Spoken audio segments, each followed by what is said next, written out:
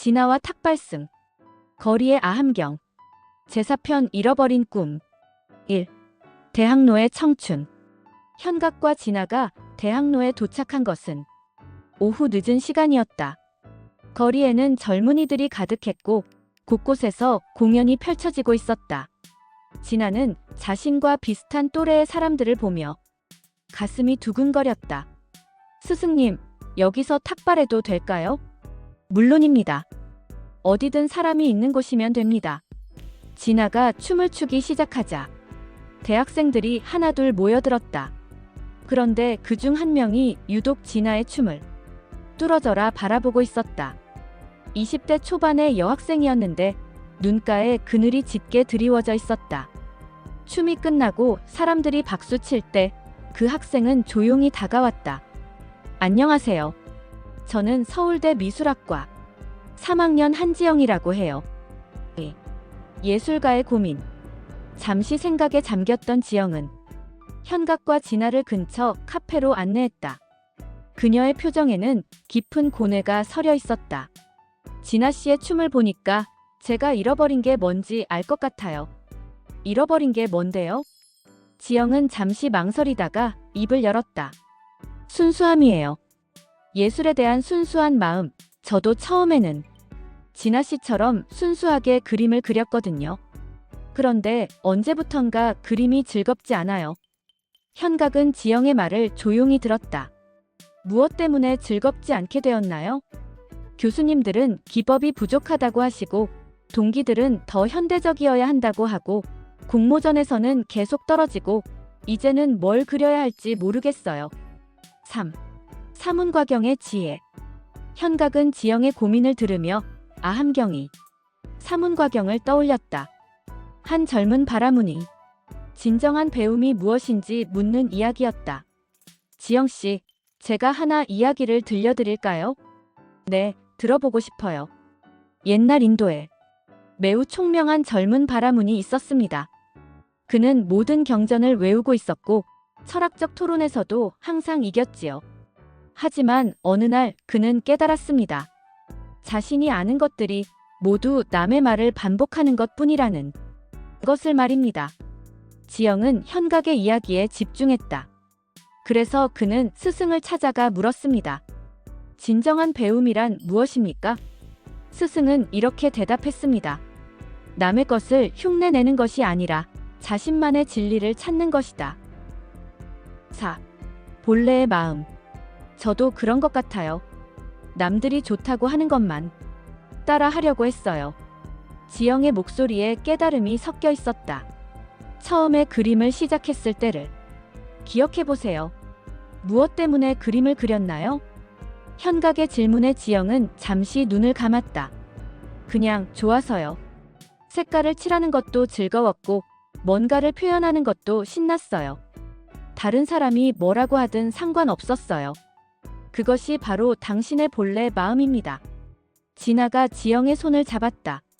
저도 춤을 처음 춘 것은 그냥 몸이 움직이고 싶어서였어요. 누가 보든 말든 상관없이요. 집착을 놓아주기. 하지만 이제는 그런 마음이 없어져요. 자꾸 다른 사람 눈치만 보게 되고 지영의 고백에 현각은 고개를 끄덕였다. 그것이 바로 집착입니다. 인정받고 싶다는 집착, 성공하고 싶다는 집착, 이런 것들이 본래의 순수한 마음을 가립니다. 그럼 집착을 어떻게 버려요? 버리려고 하지 마세요. 대신 관찰해보세요. 아, 지금 내가 인정받고 싶어 하고 있구나. 지금 내가 성공에 집착하고 있구나. 하고 말입니다. 현각은 사문과경의 핵심을 설명했다. 진정한 배움은 무엇을 얻는 것이 아니라 무엇을 놓아주는 것입니다. 6. 순수함의 회복. 한 가지 해보고 싶은 게 있어요. 지영이 갑자기 일어났다. 뭘요? 지금 여기서 그림을 그려보고 싶어요. 아무것도 생각하지 말고 그냥 마음 가는 대로. 지영은 가방에서 스케치북과 연필을 꺼냈다. 무엇을 그릴 건가요? 진아 씨가 자유롭게 추는 춤이요. 아까 춤추는 모습이 너무 아름다웠어요. 진아는 부끄러워하며 말했다. 제가 다시 춰볼까요? 네, 부탁드려요. 7. 예술의 만남. 진아가 카페 한 구석에서 조용히 춤을 추기 시작했다. 지영은 그 모습을 보며 연필을 움직였다. 이번에는 기법이나 평가 같은 건 전혀 생각하지 않았다. 그저 진아의 아름다운 움직임을 종이 위에 담고 싶을 뿐이었다.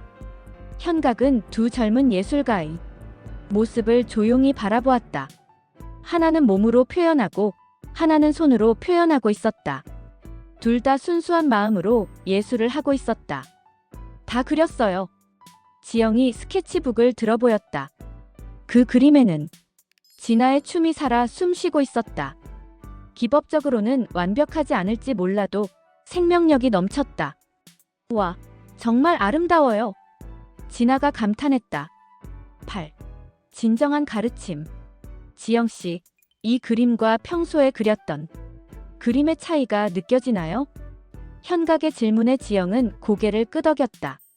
네, 이번에는 정말 즐거웠어요. 마음이 편했고 시간 가는 줄도 몰랐어요. 그것이 바로 사문과경에서 말하는 진정한 배움입니다. 남에게 보여주기 위한 것이 아니라 자신의 마음에서 우러나오는 것 말입니다. 하지만 이런 그림으로는 공모전에서 아무런 상도 받을 수 없어요. 지영의 걱정에 현각은 미소를 지었다. 상을 받는 것이 목적입니까? 아니면 예술을 하는 것이 목적입니까? 9. 새로운 관점. 예술을 하는 것이 목적이죠. 하지만 현실적으로는 현실도 중요합니다. 하지만 순서가 있습니다. 먼저 자신만의 예술을 확립한 후에 현실을 고려해야 합니다. 진아가 용기를 주려고 거들었다. 저도 처음에는 돈을 벌어야 한다는 생각으로 춤을 추려고 했어요. 하지만 스승님을 만나고 나서 춤 자체를 사랑하게 되었거든요. 그러니까 오히려 더 좋은 춤이 나오는 것 같아요. 맞아요. 진아 씨 춤에는 진정성이 있어요. 그래서 사람들이 감동하는 거예요. 지영은 자신의 그림을 다시 바라보았다. 10. 스승과 제자. 스님, 제가 스승님의 제자가 될 수 있을까요? 지영의 갑작스러운 제안에 현각은 당황했다. 제자요? 네, 진아 씨처럼 스승님을 따라다니면서 배우고 싶어요. 현각은 잠시 생각해 보았다. 지영 씨에게는 이미 다른 길이 있습니다. 미술이라는 훌륭한 수행의 길이 말입니다. 하지만 저는 확신이 서지 않아요. 확신은 걸어가면서 생기는 것입니다.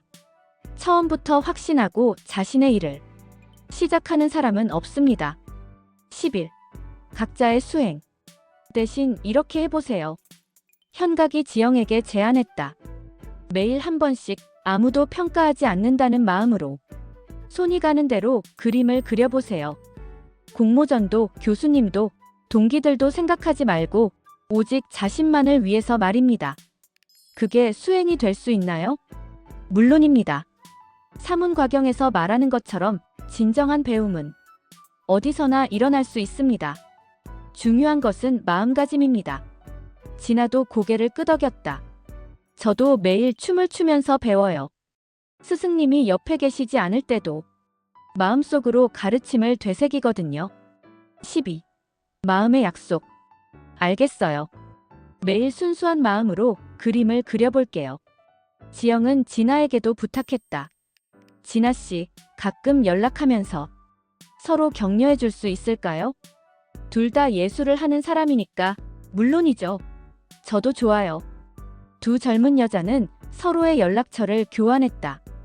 현각은 그들의 모습을 보며 흐뭇해했다.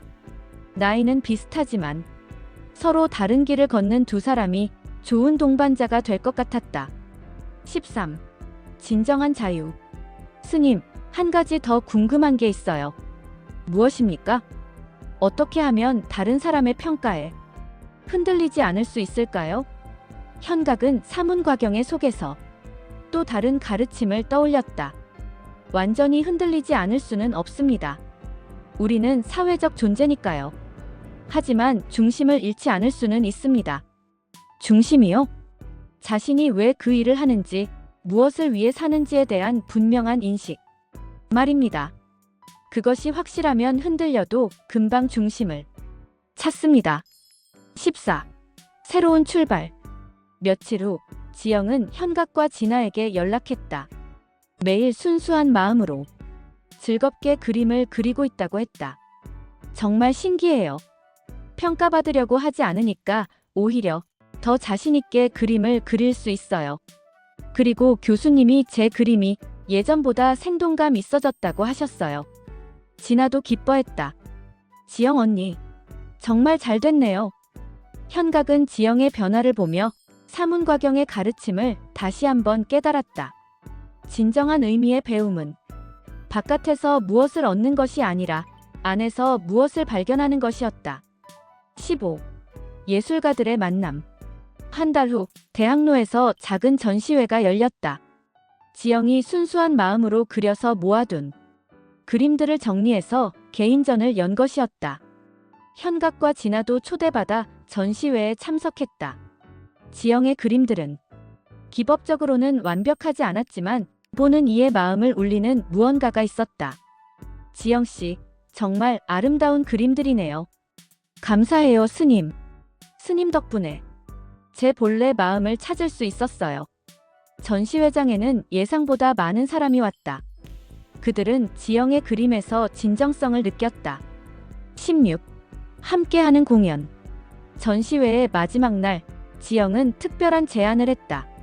진아 씨, 제 그림을 배경으로 춤을 춰주실 수 있을까요? 정말요? 얼마든지 좋아요.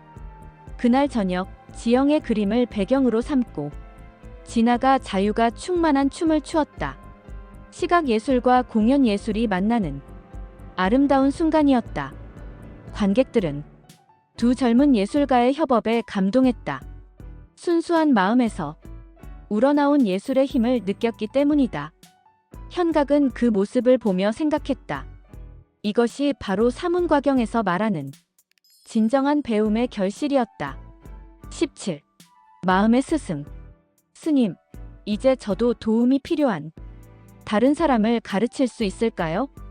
지영의 질문에 현각은 미소를 지었다. 이미 가르치고 계시는걸요. 오늘 관객들이 당신의 그림에서 무엇을 배웠는지 보셨잖아요. 그런가요? 예술가의 가장 큰 가르침은 작품 자체입니다. 진정성 있는 작품은 보는 이에게 깊은 감동을 주고 그들도 자신만의 진정성을 찾도록 돕습니다. 진아도 고개를 끄덕였다. 맞아요. 언니 그림을 보고 저도 더 순수하게 춤춰야겠다는 생각이 저절로 들었어요. 18. 계속되는 여행. 다음 날 현각과 진아는 다시 길을 떠나기로 했다. 지영은 아쉬워하며 그들을 배웅했다. 스님, 진아 씨, 정말 감사했어요. 제 인생을 바꿔주셔서 바꾼 것은 당신 자신입니다. 저희는 그저 함께 있었을 뿐이에요. 그래도 정말 고마워요. 앞으로도 순수한 마음을 잃지 않겠어요. 지영은 진아에게 자신이 그린 춤추는 모습의 그림을 선물로 주었다.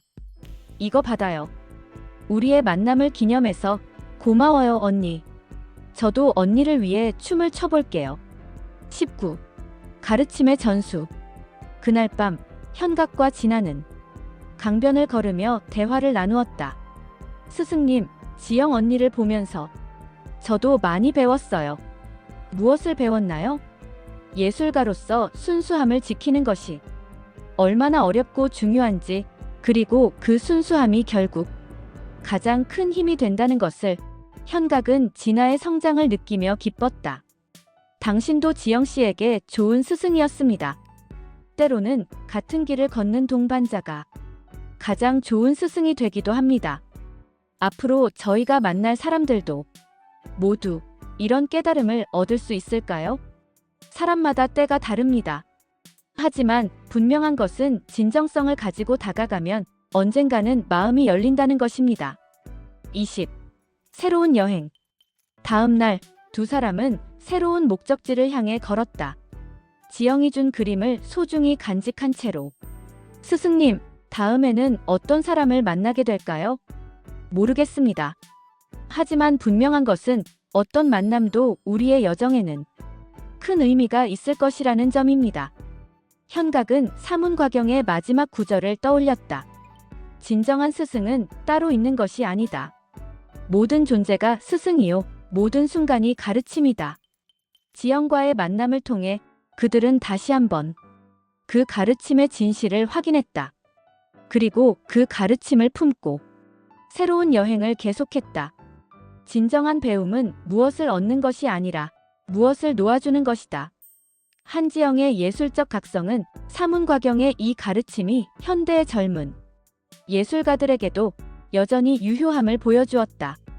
순수함을 잃지 않는 것, 그것이 모든 창조의 근원이었다.